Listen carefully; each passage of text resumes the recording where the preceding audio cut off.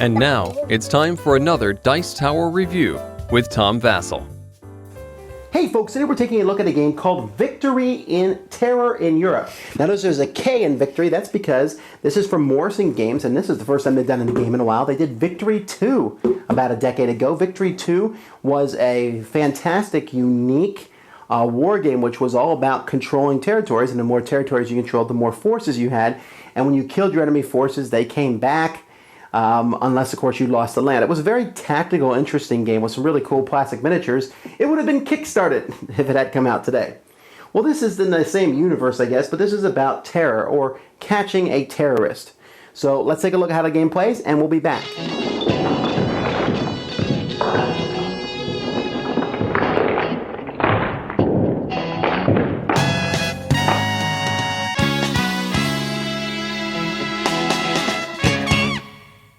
Okay, here is a map of Europe, and this map of Europe is also on this shield, and it's also on this little board. Both of these are given to the terrorist so that he can hide them and move around the board secretly. The terrorist is also given this giant pile of cards, which is numbered from 1 to 125. There's 125 cities on the board, and each of these cards corresponds with a city, and you can see the background color. So if I'm looking for a specific city, I can find it. The cards are also in alphabetical order. So that's many different ways to be able to look through these cards. The way that the terrorist is going to move is when he decides to move. He will pick a city that's legal for him to move to. He'll place it down here under current location.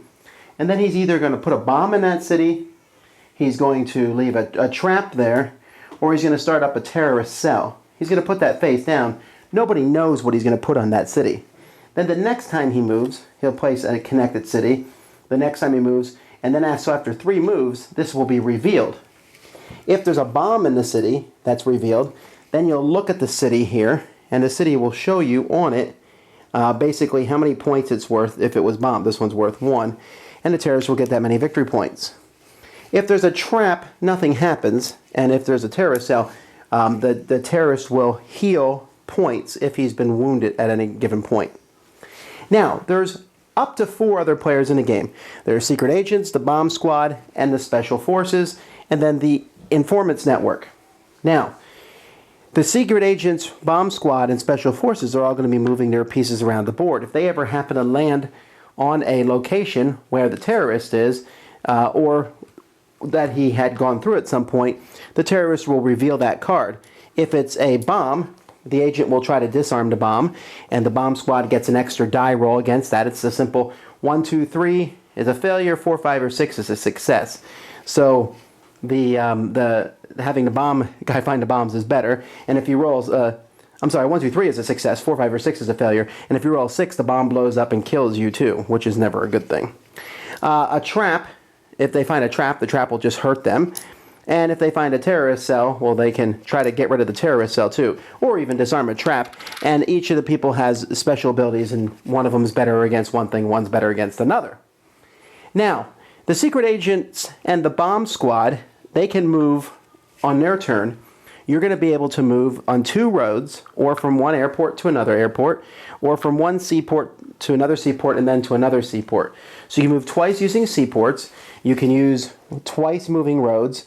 You can move once from one airport to the other, or you can move twice using railroads, and railroads let you move 2 cities. So you have a lot of maneuverability. So you'll be moving around trying to find the terrorist. Special forces can do the same thing, except they're somewhat more limited. They can only move 1 city or 1 port. So all 3 of these players are going to go, and then the terrorist will go, and the terrorist does his move secretly, and he moves like the special forces. He can move from one city to another, or on a railroad, or on the plane. If he does move from one airport to the other airport, he has to reveal where he is because someone tips it off when he uses the airports. Now, I mentioned there was a 4th player in the game, the person who is basically playing the informant network. This person, after the 3 good guys goes, asks a question. They can say, are you in a specific city?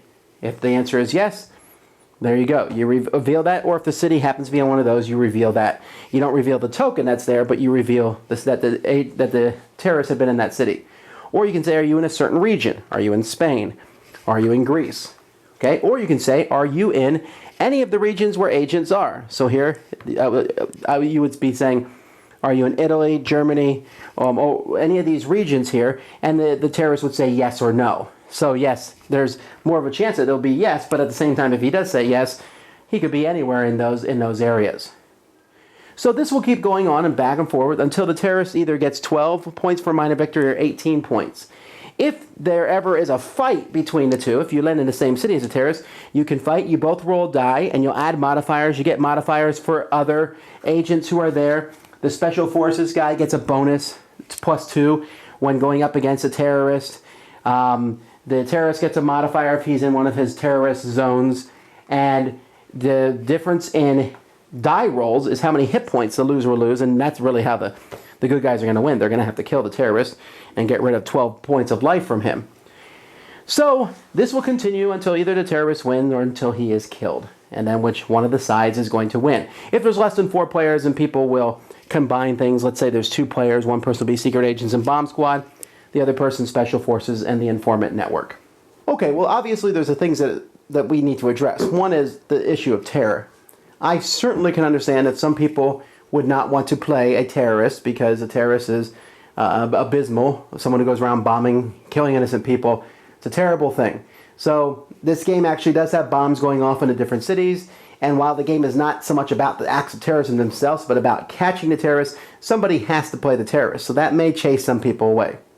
Secondly, if you've ever played the game Fury of Dracula, you will think, a lot of this seems familiar. That's because the whole movement card sliding and putting the token on them and using a card to determine where you are, that's pretty much the same mechanisms in Fury of Dracula. In fact, this game feels like Fury of Dracula, but without all the chrome and the theme that comes with the Fury of Dracula game.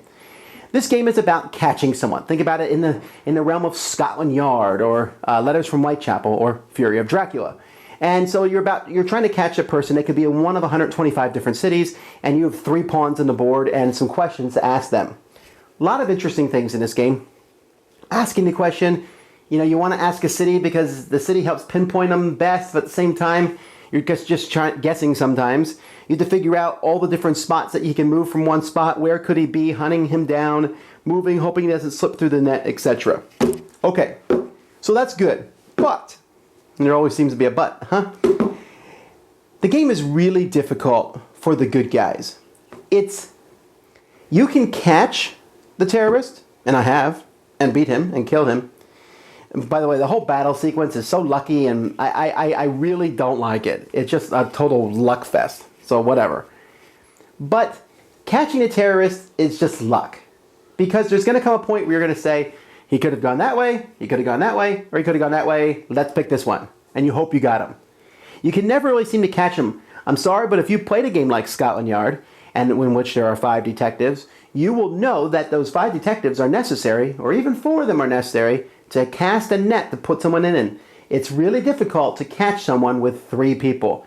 It's just a numerical thing. You can't come in. There's going to be a way that they're going to be able to get out. Secondly, the card lineup here, the 3 cards and locations, it's so fast that the terrorist really, at the beginning of the game, is just going to bomb right and left. Boom, boom, boom, boom, boom, boom, boom. And what does he care? Set traps for the good guys? Who cares? I don't care about setting traps for the good guys unless, I'm trying to get as many victory points as possible. It's not hard to get 12 victory points pretty quickly in this game. So the good guys are going to just have to be risky, guess where he's going, and almost play erratically to catch him. And there's just not enough information. When the rulebook has an illustration, for example, they're like, from Rome, you can go to 20 different cities.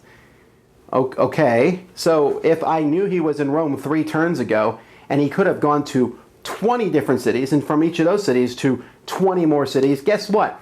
He could be almost anywhere. And see, in Scotland Yard, when you were catching Mr. X, and you would see what tickets he was using, you had clues as to what he was doing, you just weren't 100% sure exactly what he did. And that game is fascinating because of that. Here, you're just, like I said, you're just guessing. So I like this game, despite the white back of the box. I like the game. The components they use, some of the meeple source meeples that are pretty cool, and the cards are nice, and the components are decent, and it's an interesting concept.